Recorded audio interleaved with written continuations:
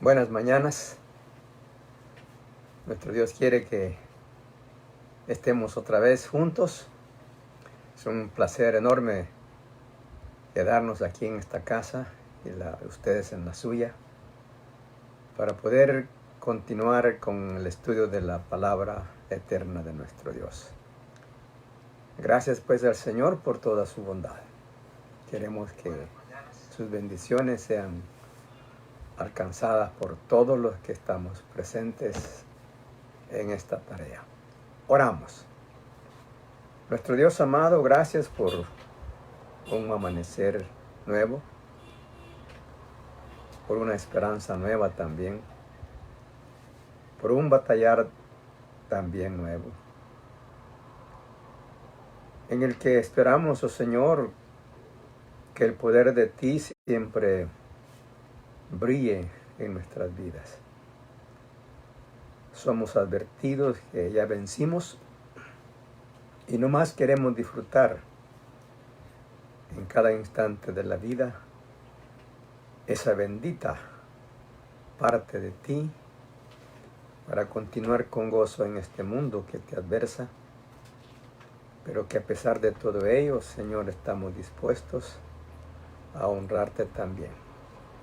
Gracias por todos los hermanos que en los diferentes lugares nos ven, están ahí recogidos para que desarrollemos esta labor de estudiar tu bendita palabra, y nomás te decimos, Señor, estamos esperando cada momento que tus bendiciones sean grandes para cada uno. Ayúdanos hasta el final de esta clase. Permite que en todo encontremos la dirección que necesitamos. Amoroso Señor, por tu bendito Hijo, te lo estamos suplicando. Amén.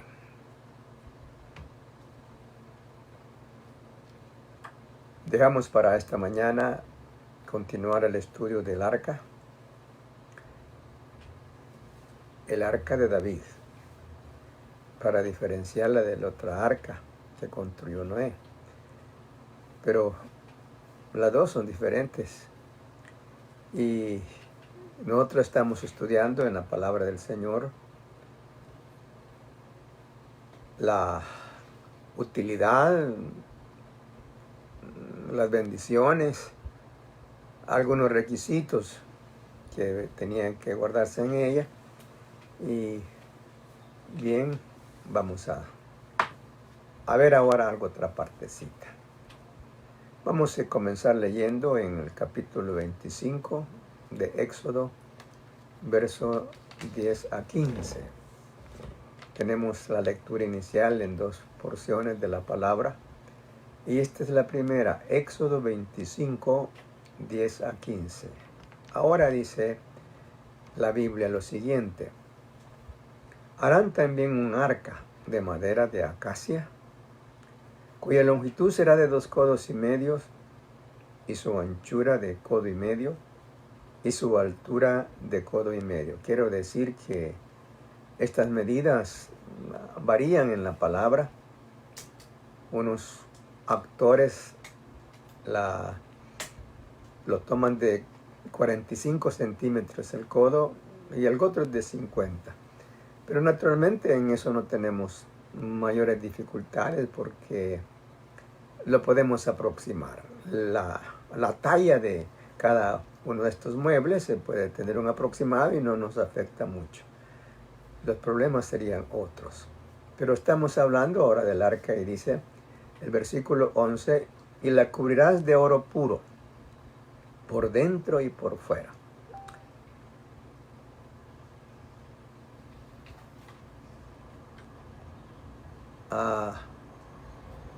Ustedes pueden imaginarse cómo era ese mueble. Todo, hermanos, cubierto de oro. Cuánta riqueza representaba ese mueble. Cuánta ambición habría en Babilonia por llevarse ese arca. Pero tenía además 2 varas también forradas de oro, y su forma total, pues era algo codiciado por los reyes antiguos. Y hará sobre ella una cornisa de oro alrededor, supuestamente en la parte superior.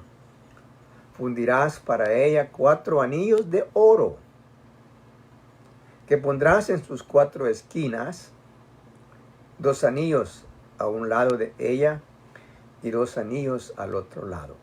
Es entendible que las varas se colocaban en las argollas y que esta era llevada por hombres, que ya hablamos y vamos a repetir ahora, hombres coatitas, a quienes se les encargó estas bendiciones. Seguimos con el versículo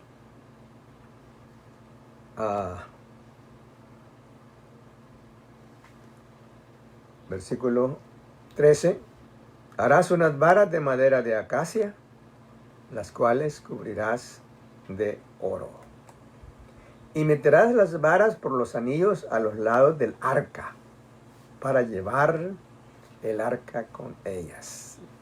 Si no dice que era cargada por hombros, pero aquí está la conclusión de que esas varas eran para meterlas en los anillos y que sobraran las puntas y que esas fueran en los hombros de los sacerdotes.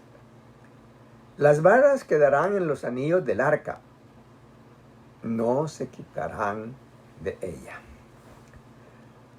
En el libro de Números, versículo 27-31 del capítulo 3, dice lo siguiente. De Coat eran las familias de los amramitas,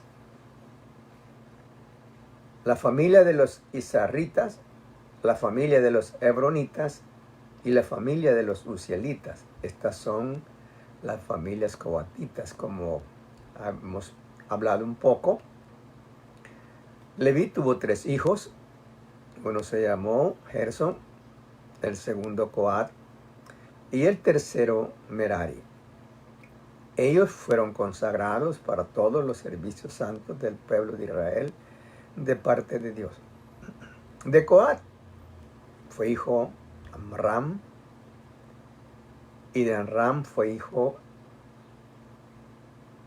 Aarón y Moisés.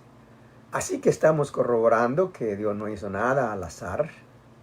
Todo salió perfectamente diseñado como Él lo estableció en la eternidad, hace muchos siglos sin duda. Pero lo que también queremos ver aquí en el versículo 28, algunas indicaciones de Dios para los coatitas. El número de todos los varones de un mes arriba eran 8,600 que tenía la guarda del santuario. Las familias de los hijos de Coat acamparán al lado del tabernáculo al sur. No todos los coatitas eran sacerdotes, de hecho, las mujeres no.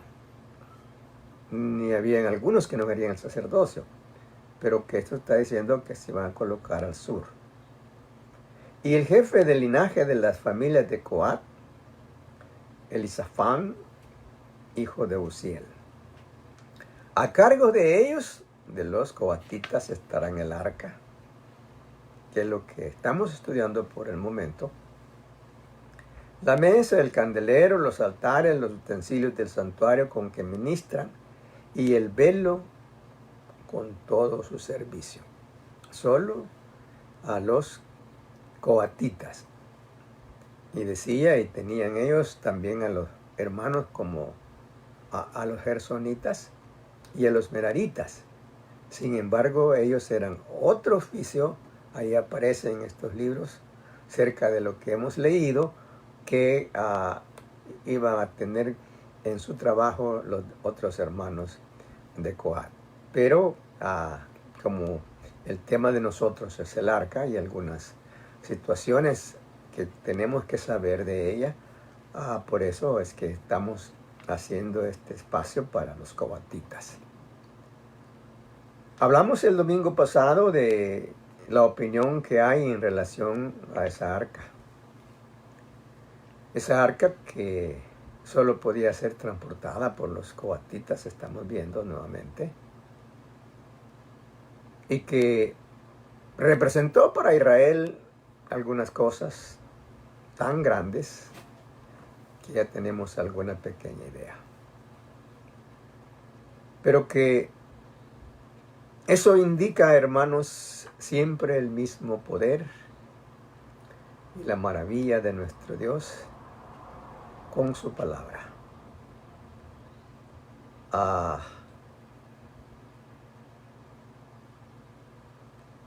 El libro de los etíopes, que hablamos también el domingo,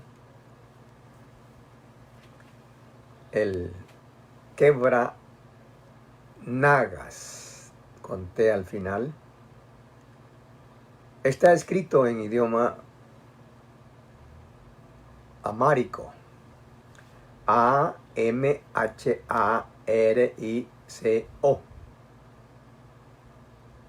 Este idioma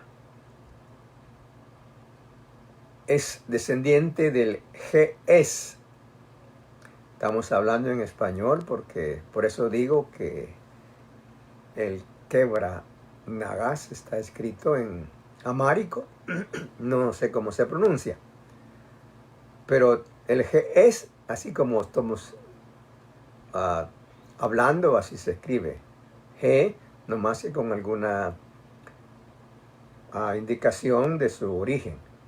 G, que tiene una comilla arriba, y EZ. Este idioma era de origen semítico. Y sabemos que esto indica algo cuando dice que era de origen semítica, que sabemos que es la descendencia también de los judíos. Y la historia que pasó con Menelik, el hijo de Salomón, supuestamente la historia de ese libro que dice eso, en la Biblia no comprueba nada, pero hay alguna probabilidad que sí, que haya sido hijo de él. Pero que le haya entregado a él el arca es, en mi criterio, imposible.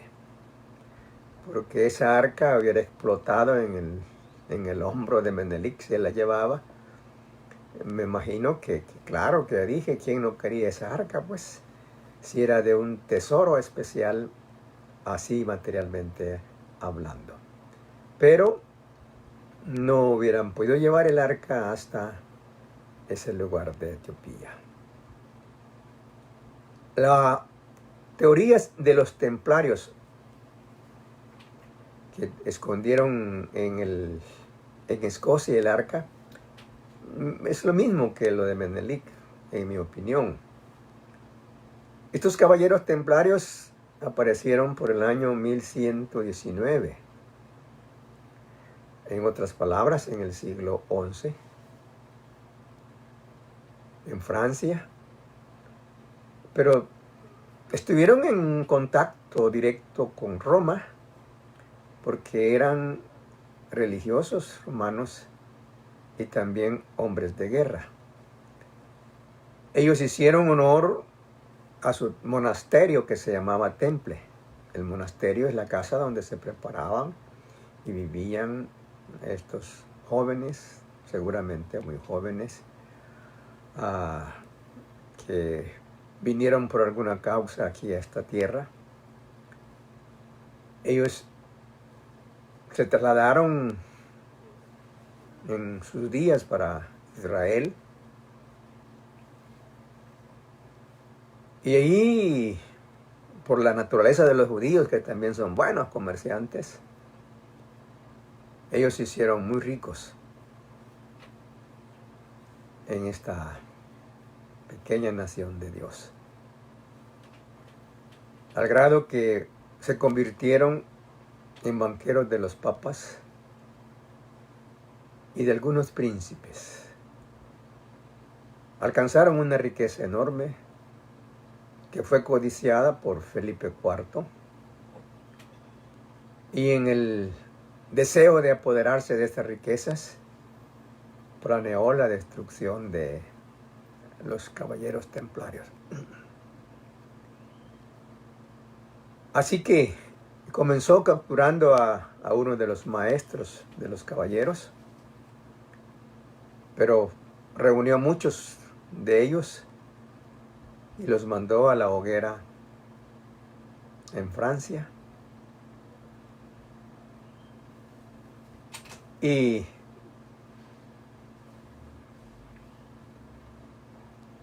después influyó sobre el Papa Clemente V para que hiciera desaparecer esa orden. Y fue así como Clemente V disolvió esa orden en el año de 1312. Estuvieron en Israel en la época de las cruzadas, que fueron ocho guerras, llamadas así por el pleito de los romanos con los turcos, dicen que por las cosas santas. Pero que esta situación de guerra sin duda colaboró para que los templarios se llevaran el arca para Escocia. Así es que los historiadores mantienen esa teoría de que el arca fue llevada a Escocia por los caballeros templarios. Algunos opinan que el arca quedó sepultada en el primer templo y que cuando se construyó el segundo templo, pues ya fueron 2 templos los que quedaron encima del arca. Pero estamos diciendo que son hipótesis. Hay otra hipótesis, que cuando el pueblo de Israel se sintió amenazado por la conquista de Babilonia, algunas personas, es lo raro, algunas personas llevaron el arca a Jordania y que esa arca se encuentra en ese lugar. Otros opinan que fue llevada el arca al sur de África, no dicen dónde, pero que fue trasladada hasta aquel lugar. Esta me parece a mí más razonable, la versión que cuenta que está oculta en el Monte Calvario. Pero estamos hablando de hipótesis. Y si me pidieran a mí a confiar en cuál de las hipótesis es la verdadera, pues yo preferiría esta que voy a contarles en este momento. Esto lo narra en el segundo libro de los Macabeos,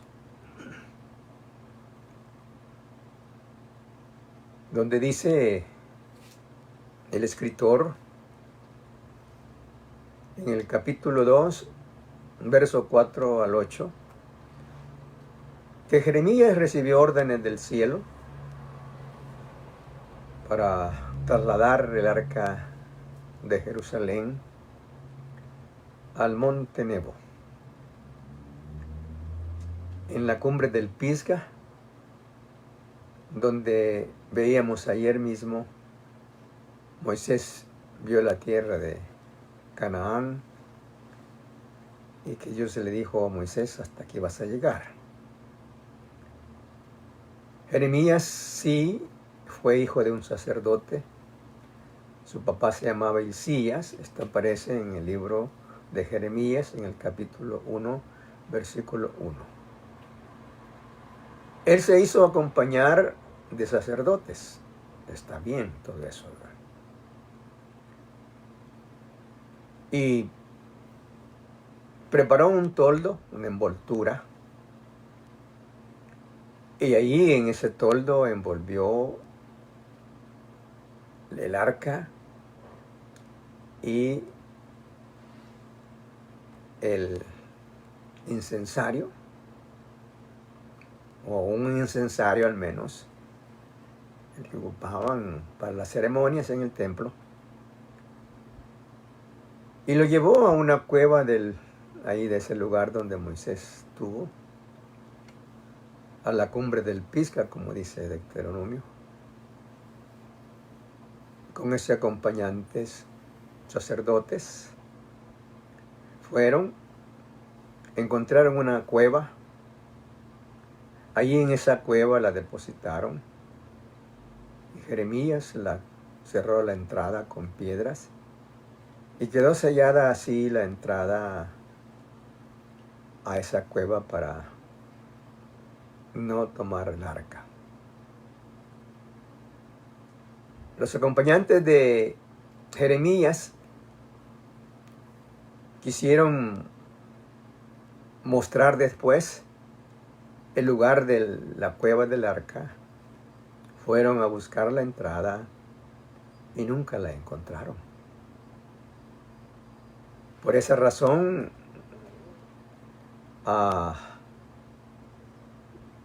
creo que es una de las posibilidades más grandes, por ser Jeremías como así pariente del sacerdote, por llevar sacerdotes, y porque lo que Dios quiso, porque independientemente de que todas las hipótesis fueran mentirosas,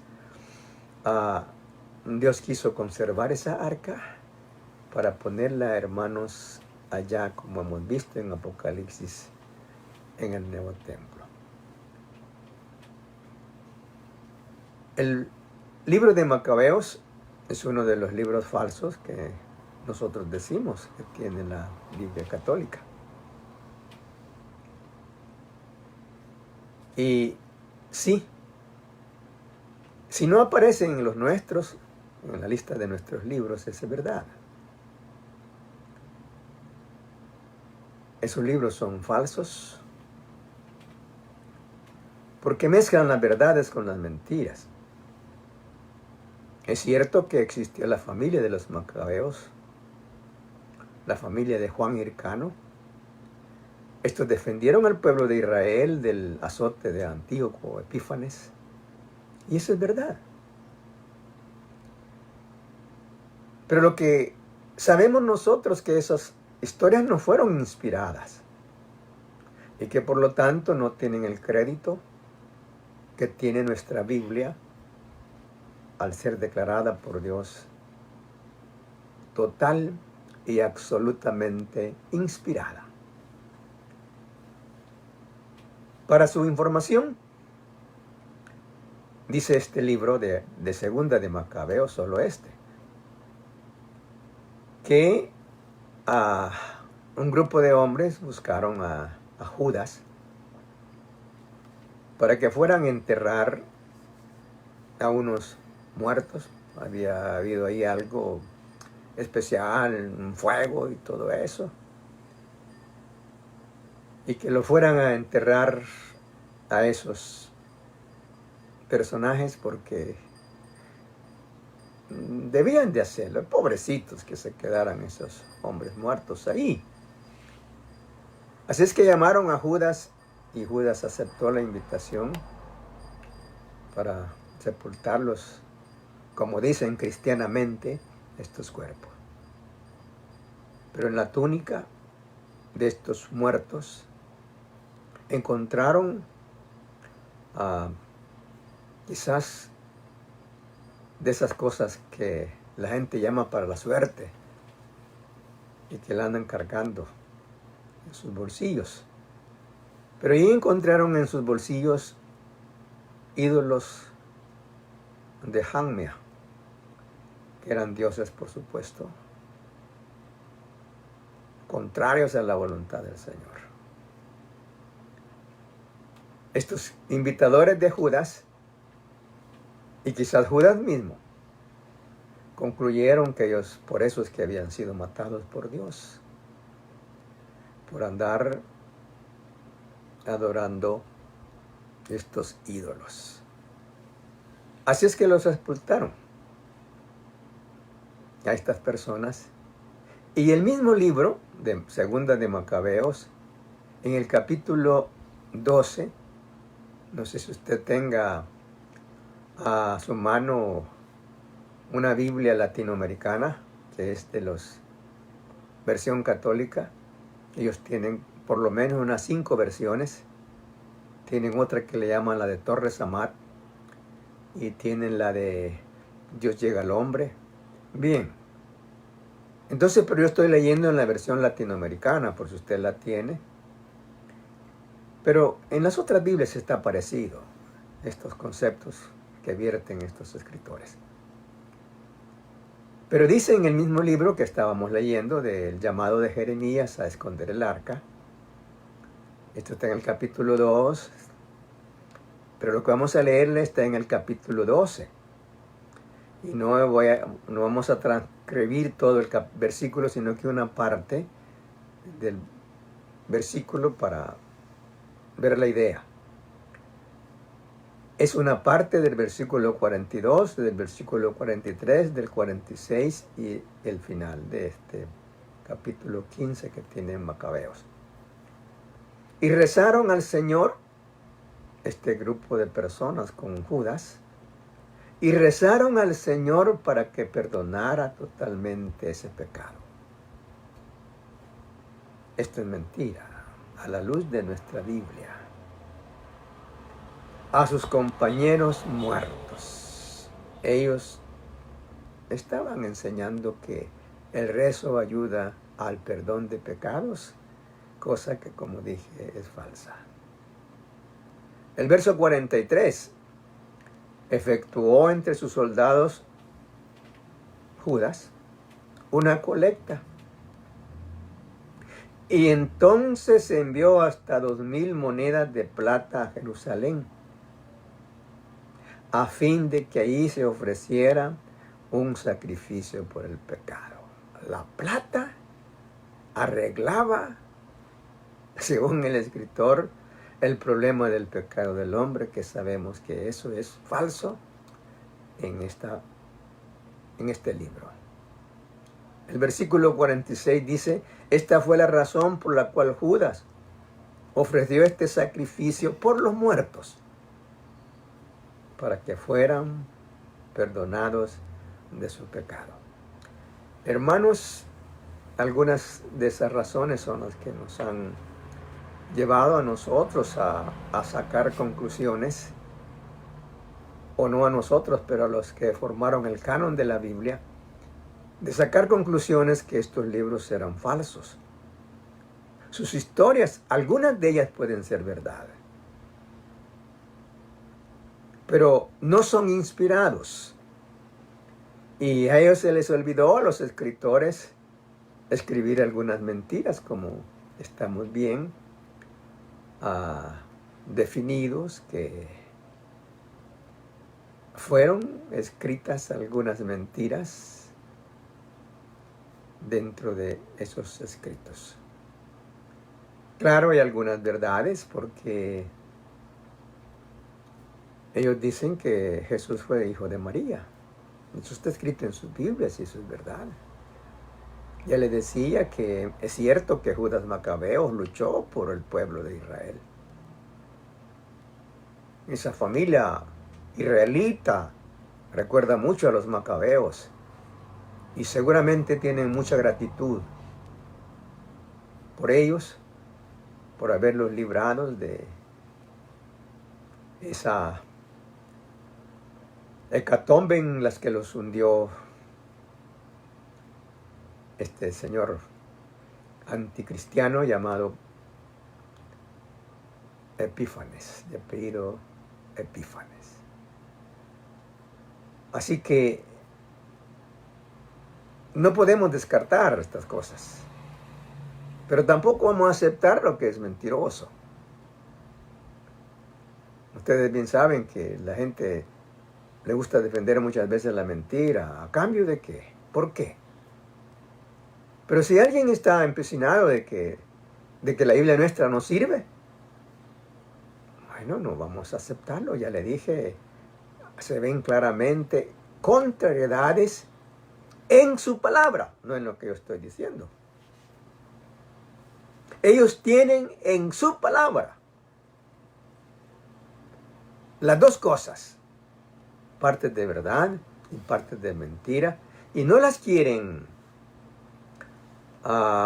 confrontar, no sé por qué. Porque en su fe no les conviene, quizá, pero lo cierto es que sí.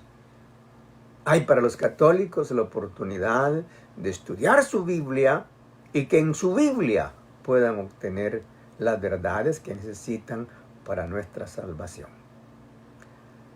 Dice en este mismo libro, en el capítulo 15, en el verso 38, los que tienen allí su Biblia, como dije,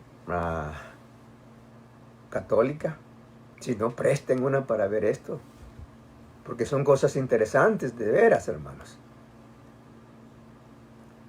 Y en la finalización del libro dice estas palabras, el escritor, óigalas, que no son nada inspiradas, son cuestiones de la mente humana.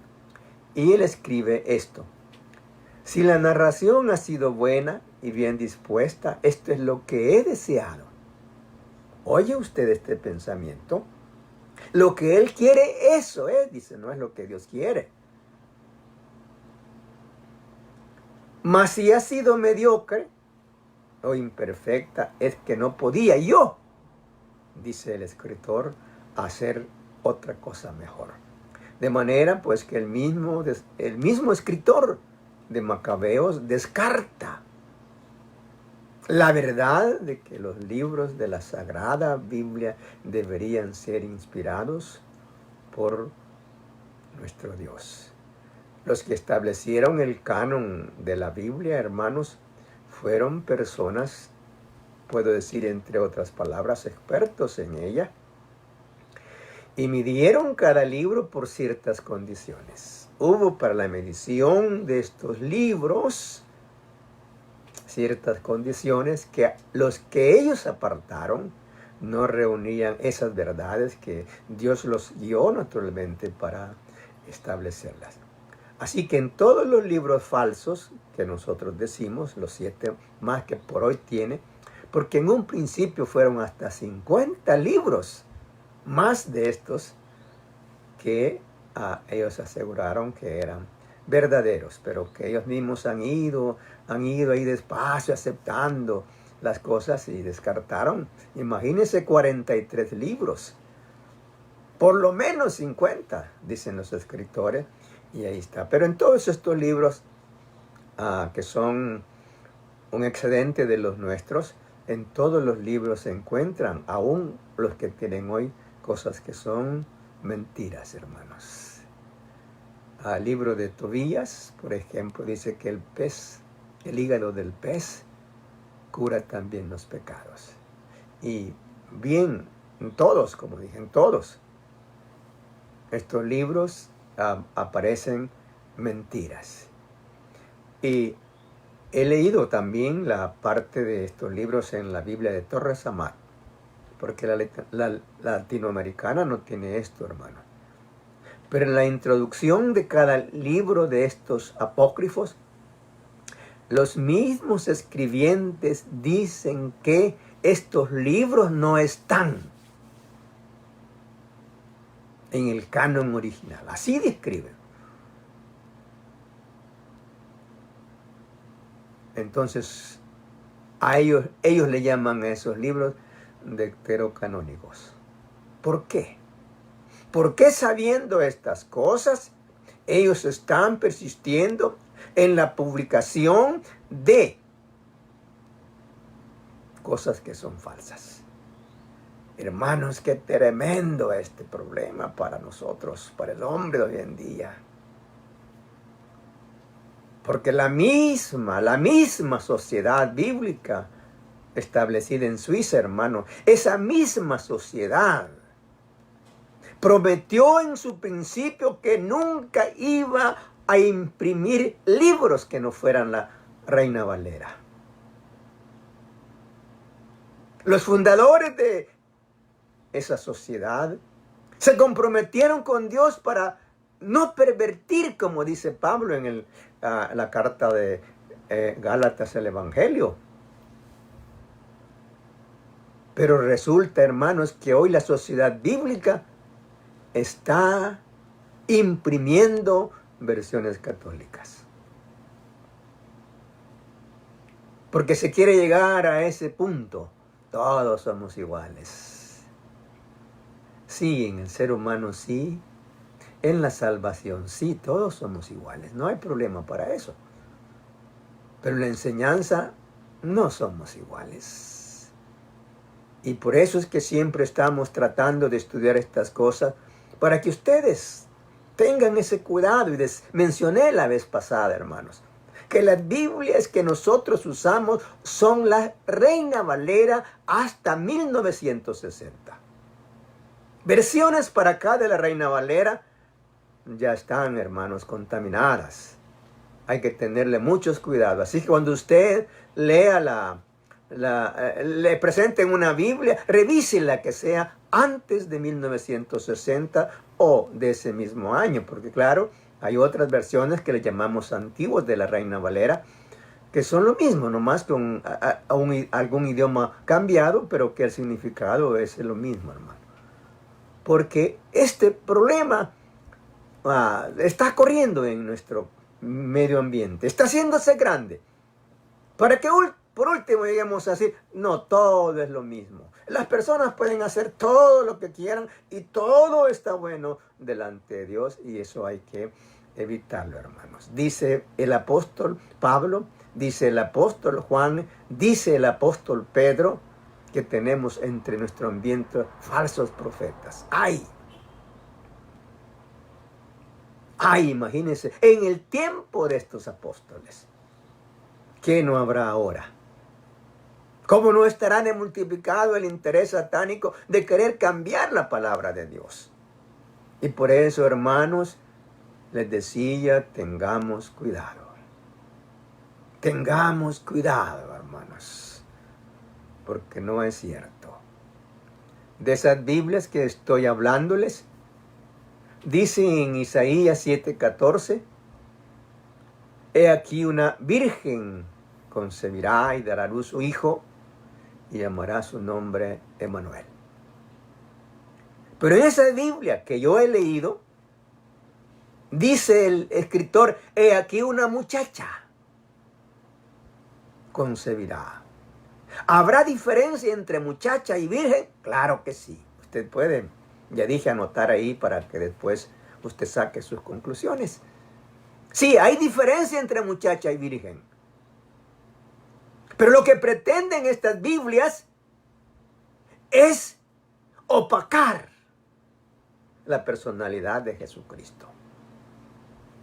¿Entiende? Y poco a poco van a ir avanzando, porque no solamente se encuentra esto, hay algo más. Poco a poco van a ir avanzando para llegar a montar una Biblia al gusto del hombre pecador sin arrepentirse. Hay que tener, hermanos, sumo cuidado con las versiones que nos vienen, porque hay ese interés satánico, desde luego, de querer despreciar la verdad de Dios a cambio de lo que Él tiene escrito para nosotros. Siempre he esperado, y no solo para mí, es para todos ustedes, para todas las personas, hermanos. Dios quiere que arreglemos con Él cuentas. Eso es indiscutible. Dios está esperando que los hombres arreglemos con Él cuentas. Y quien es el interesado de llevar su palabra en la forma real, en la forma pura, en la original, es Él. Dios va a llevar a todas las personas esa palabra sin mancha. Él, no yo ni otro, Él la trajo a mí. Él la está llevando a usted.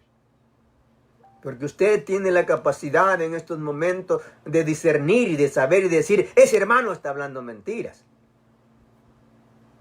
Tenemos todos, hermanos, esa bendición de que somos llamados por Dios para hacer su voluntad. Y en ese concepto del Señor es que yo no puedo ser engañado por nadie. Pero también usted no puede ser engañado por nadie. Y todas las personas, Dios se encarga de llevarles. El único El único objeto que hay a veces es que el hombre no quiere recibir su palabra. ¿Entiende? Ese es el... Y entonces, ¿cómo estamos haciendo? A veces ni los creyentes quieren leer la Biblia, imagínense. No nos gusta a veces leer la Biblia. Y usted sabe que una de las cosas que hacen los católicos es no leer la Biblia.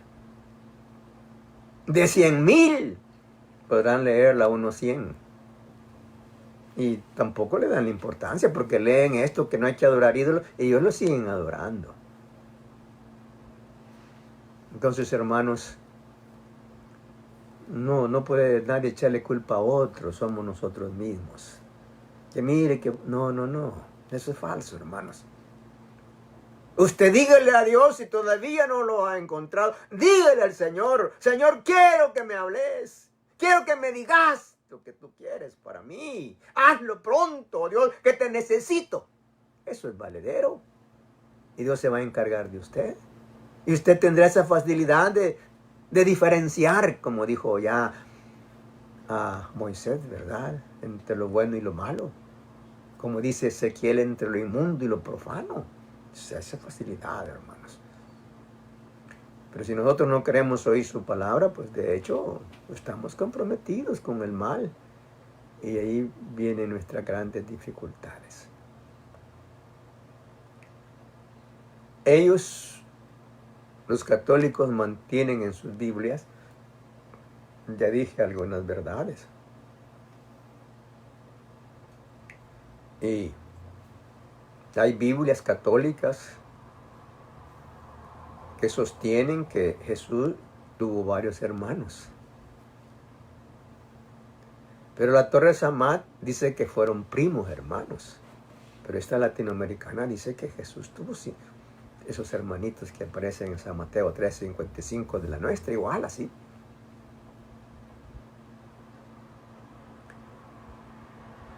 Y bien, no podemos rechazar, como dije, todo lo que está en esas Biblias. Algunas son verdades, pero las mezclaron con la mentira, y eso es lo que les comprometió a ellos, para que de parte de Dios sepamos que su plan no puede cambiar, y que permanecemos así, hermanos, perfectos en sus ojos, porque un día recibimos a Cristo en nuestros corazones.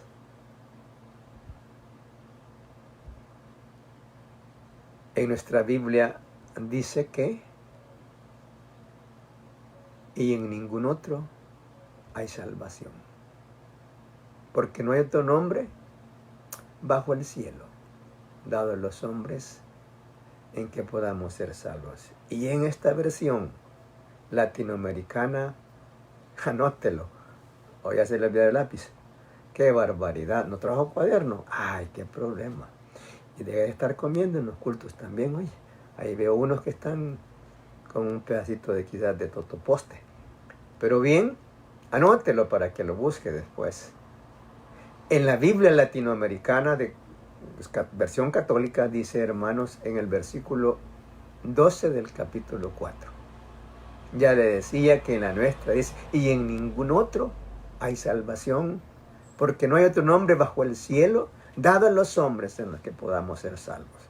Así es la Reina Valera en su escritura. Pero en ese que estamos estudiando dice, y para los hombres de toda la tierra no hay otro nombre por el que podamos ser salvos. Y para los hombres de toda la tierra no hay otro nombre por el que podamos ser salvos. Si hay perdón de pecados, como iban a rezar los acompañantes de Judas, entonces no vale el creer en Cristo.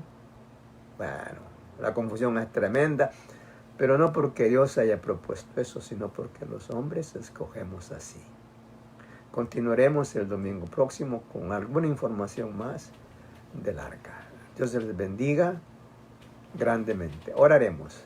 Amado Dios, gracias por poder finalizar esta mañana aquí en el país nuestro, lo que llamamos la escuela bíblica dominical. Señor, utilizamos este día porque al menos recibimos descanso